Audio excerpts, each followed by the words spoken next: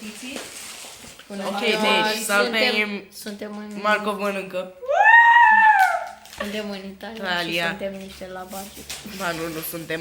Da, niște labagitori. Ignorați pe Marco, a băut ceva pina colada italiană. Nu mai ține... Așa. Chiar te labagii. Uitați-l cum mănâncă dulce acolo. Eu? Vorbiți tu pământul. By the way, N-am uitați-vă aici. gamerul intensiv e un gay.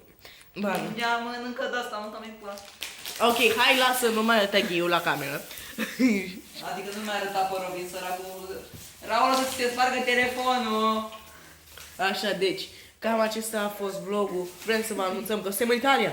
În Napoli. Da, mai bine Aproape după de ce Napoli, vlogul. suntem în Polena Trocia. Polena Trocia, Am da, nimerit-o da. chiar din prima. Aproape Ăsta de e Napoli, patul la meu, 7 km. ăsta e patul lui Raul care e lângă meu. Ok, hai, mă doare mâna, hai, vă pup. Ok, stai. Hai, bă, Suntem niște labagii. Nu uitați, like, comment și subscribe. Follow și pe Twitch, la fel și la ăștia doi. Măi, Baftă, gamer, băieți.